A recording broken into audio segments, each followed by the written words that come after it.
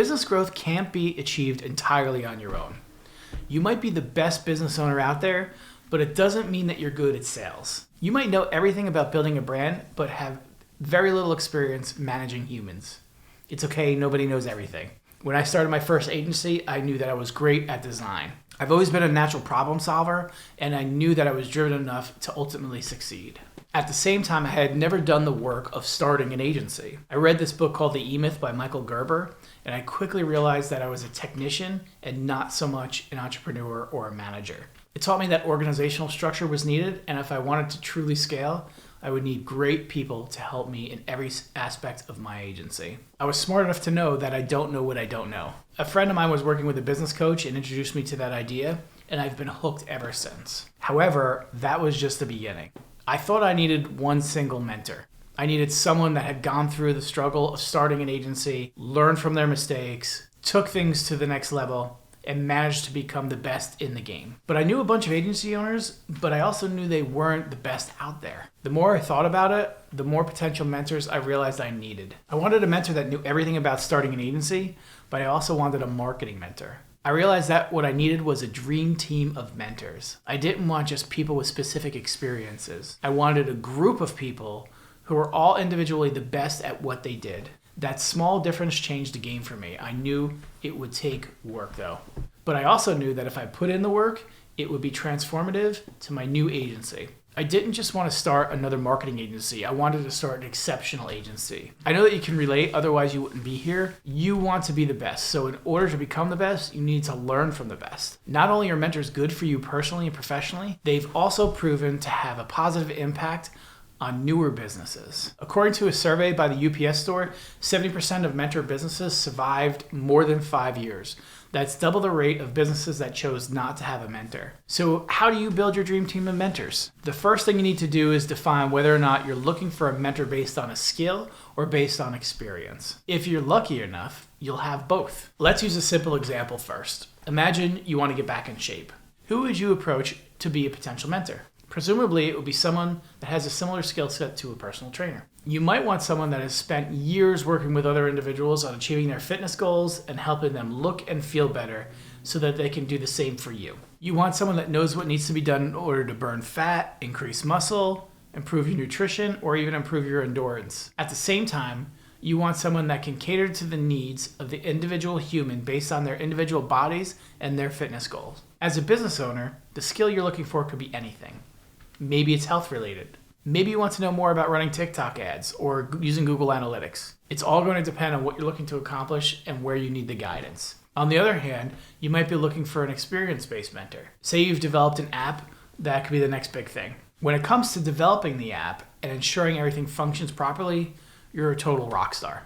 However, when you start thinking about the process of getting the app out there and then potentially selling it, you're totally clueless. This situation is not unique.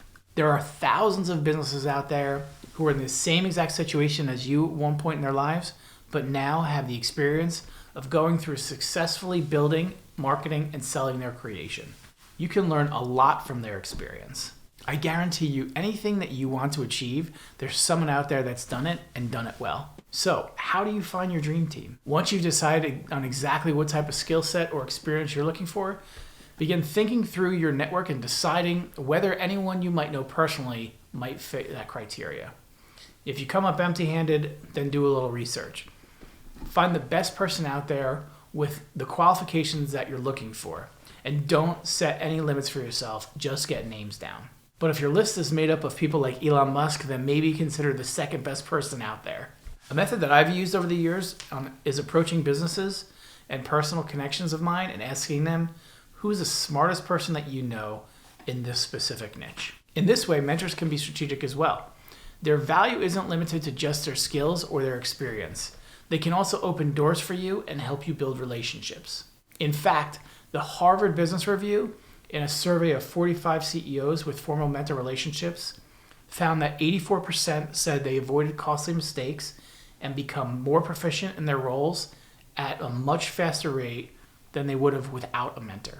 69% of respondents also said that their mentors helped them make better decisions than they would have made otherwise. So how do you introduce yourself to your future dream team? It's simple.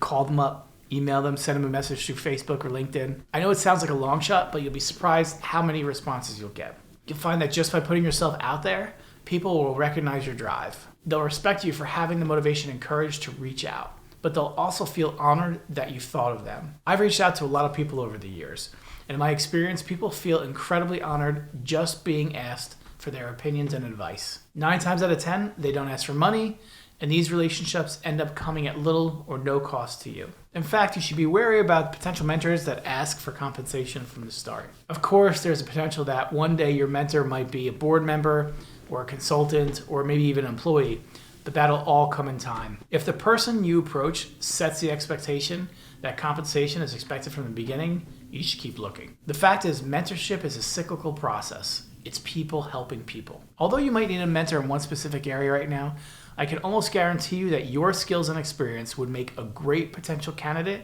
for someone else's dream team of mentors that you just haven't met yet. And based on my experience, it's entirely possible that any mentor that you end up finding will benefit mutually from your skills and experience. Keep this in mind, because giving back, not only to your dream team, but to your colleagues and your community is one of the most rewarding parts of this entire journey we're on.